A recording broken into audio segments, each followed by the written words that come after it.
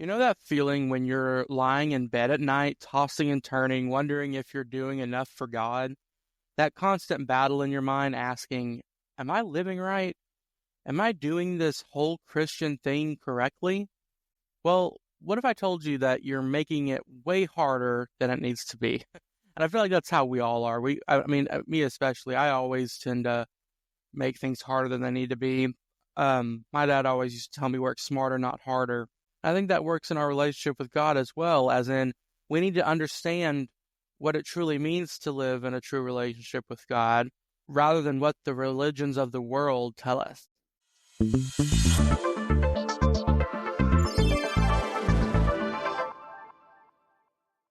Hey everybody, welcome back to The Walk. I'm your host, John Hiegel. For those of y'all that are new, welcome. I'm so grateful you're joining me today.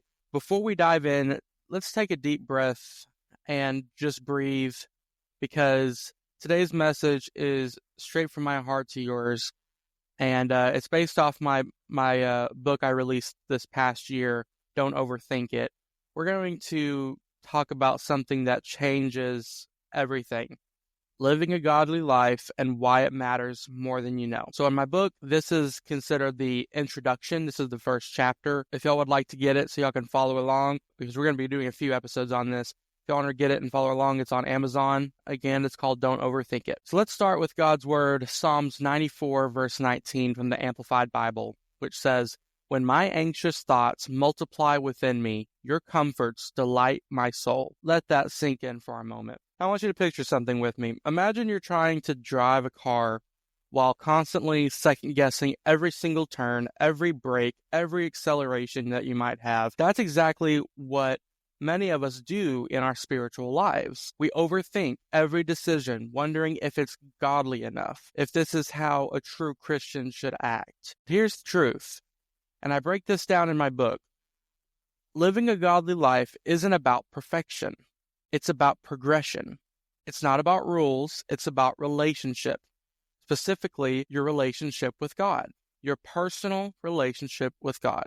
And your relationship with God needs to be something that we continue to build on daily. And it needs to be a strong and personal relationship with Him through praying, meditating, and reading His Word. It's a significant aspect of living a godly life. You can't ignore that part. You'll have a relationship with Him that provides guidance, strength, and comfort during the challenging times and difficult choices that you make throughout your life. And if you would like to learn more on the benefits of living a godly life, feel free to get my book and read that first chapter. Again, it's on Amazon. But here's some truths that changed everything for me just over the past few years, and as I especially began writing this book. First was grace over perfection. When I first started my walk with God, I thought being godly and living a godly life and living as Christ would meant never making mistakes, right? Never sinning. I had this mental checklist. When I didn't feel like things were right, I always had this mental checklist. Did I pray enough? Did I read my Bible long enough? Did I say the right things? But God showed me something so beautiful. He's not looking for perfection. He's looking for surrender, intentional surrender.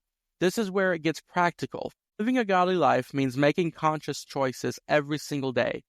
It's the small moments, choosing patience when someone cuts you off in traffic, for example, choosing kindness when responding to that very difficult text message, and choosing to trust God when everything seems uncertain. So let me share something personal with you. Last year, I found myself paralyzed a little bit, you can say, by overthinking. I was facing a major decision, and I kept waiting for some huge sign from God. I was praying, looking into the Word, and God taught me something through that experience. I was sitting in my car one morning, literally making out pros and cons about this decision I had to make. And when God spoke to my heart so clearly, He reminded me that living a godly life isn't about having all the answers. It's about trusting the one who does.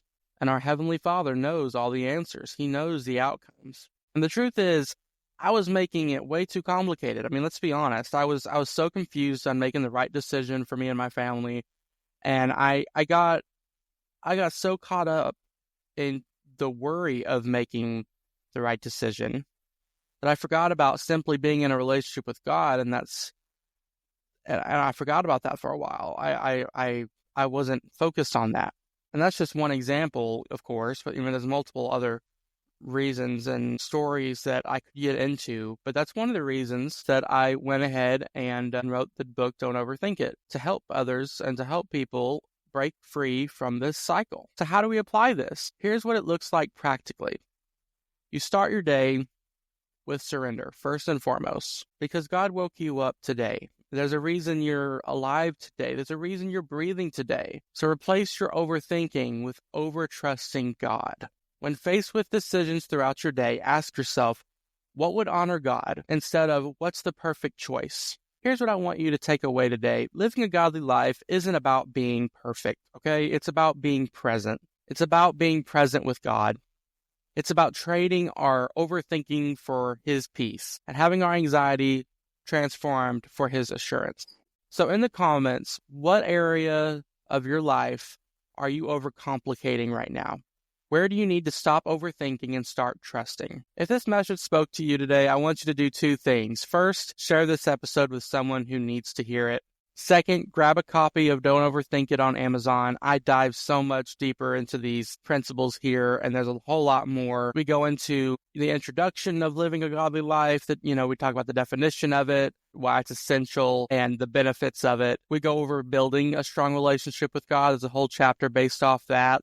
Living a life of integrity and everything that comes with that. Loving and serving others is a chapter on that. Overcoming temptations and trials. Forgiveness and reconciliation, and more. There's so much packed into this book. It's something that's good for not only a new Christian that just accepted Jesus as their Lord and Savior, but also as a reminder for us more seasonal Christians that's been on the walk a little bit. It can be a good reminder. So don't forget to subscribe and follow the walk and turn on your notifications so you never miss an episode. Until next week, remember, God's got you and you don't have to figure it all out right this second. Just keep walking in faith. I'll catch you next time. God bless.